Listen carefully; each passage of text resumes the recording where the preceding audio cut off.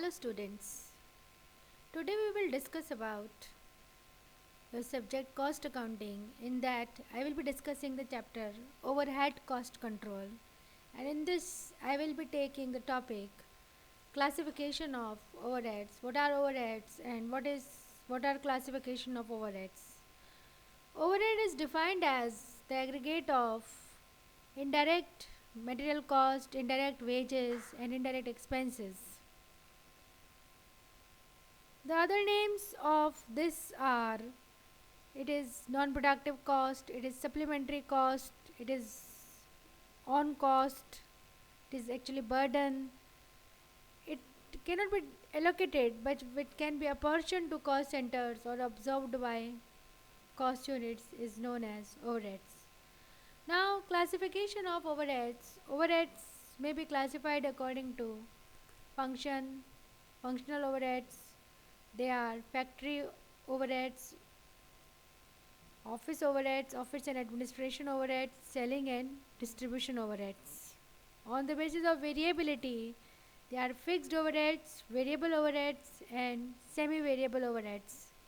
On the basis of controllability, there are controllable overheads and uncontrollable overheads. On the basis of normalcy, there are normal overheads and abnormal overheads.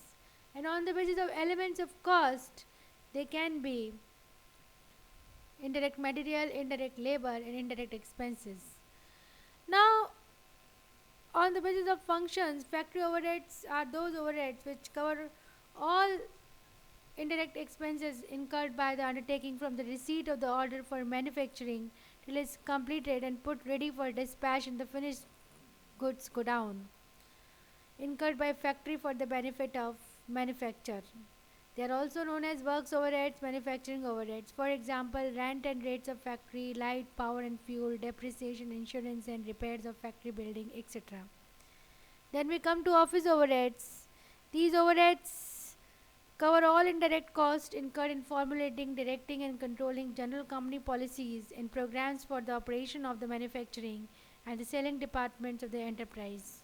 Office overheads are rent and rates of office building, light and cleaning expenses of office, salaries of office management and employees, insurance, depreciation and repairs of office premises.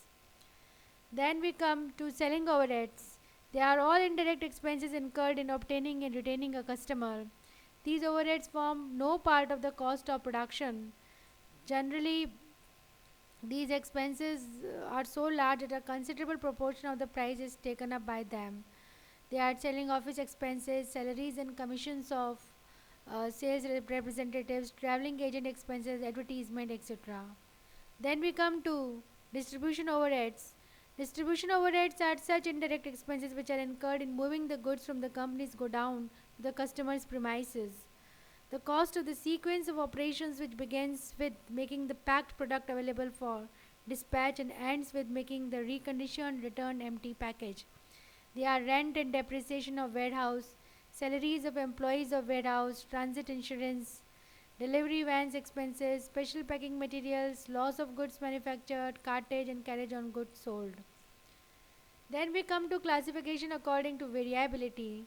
They are fixed overheads. Fixed overheads are generally described as those indirect expenses which do not vary in total amount with or increases or decreases in productive activity or volume of output for a given period of time. Fixed overheads remain constant in total volumes, whereas vary per unit of production activity changes. They are rent, rates and insurance of building, repairs and depreciation of building and fixed assets, research expenses, managers' salaries, etc. Then we come to variable overheads. These are the overheads which in aggregate tends to vary in direct proportion to changes in the volume of output. Variable costs per unit remain relatively fixed with changes in production. Thus, it fluctuates in total amount but tend to remain constant or fixed per unit as production activity changes. The examples are fuel and power, royalty, traveling agents expenses, carriage and cartage, packing charges and freight. Then we come to semi-variable overheads. Semi-variable overheads are those which are indirect costs which remain fixed in total amount over a relatively shorter range of variation in output and they are changed to a new level. where they remain fixed in total amount for another short range of output. For example, repairs and maintenance, supervision and inspection, bank charges, cleaning and lighting, and depreciation of plant, etc. Then we come to controllability. On the basis of controllability, there are two types: controllable overheads and uncontrollable overheads. Controllable overheads are those indirect costs which can be controlled by executive action at the point of their incurrence, such as variable overheads. And uncontrollable uh, are those indirect costs which cannot be controlled by executive action at the point of their occurrence, such as fixed overheads, are termed as uncontrollable overheads. Now we come to another classification according to normalcy.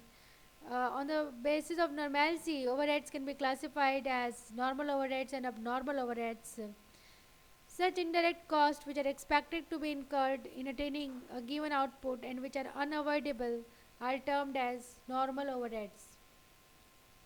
Abnormal overheads, such indirect costs which are not expected to be incurred in attaining a given output, for example, cost of abnormal idle time, etc. They are termed as abnormal overheads and are not included in cost of production. They are charged by to costing, profit and loss account. Then we come to the last one, elements of cost. Classification according to elements of cost that we have already discussed previously in chapter 2. They are indirect material, indirect labor and indirect expenses. So these are the classification of overheads according to on the basis of various their functions, variability, controllability, normalcy, etc.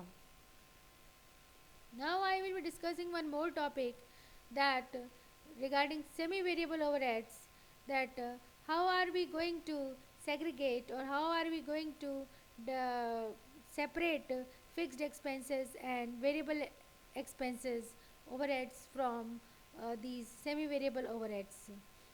So I have already discussed that to classify the overheads into fixed and variable overheads is not only beneficiary in the cost determination, but it also helps in cost control and decision making. Classification of indirect cost on the basis of variability is considered necessary because of preparation of budget estimates, effective cost control, preparation of break-even charts, providing basis for marginal costing techniques, ascertaining cost of idle time and decision making. To segregate the semi-variable overheads into fixed and variable overheads may be done by these methods: level of output compared with level of expenses method, high and low method, degree of variability method, scatter graph method, and least squares method. And generally we use this method, that I first method, level of output compared with level of expenses method, and its formula is on the basis of that we calculate the variable overhead per unit. Variable overhead per unit is change in overheads upon change in output, and fixed overheads are total overheads minus variable overheads. And these overheads can be classified as fixed overheads, semi-variable overheads, and variable overheads. I hope you all understood this topic of overheads and classification of overheads. That's all for this class. Thank you.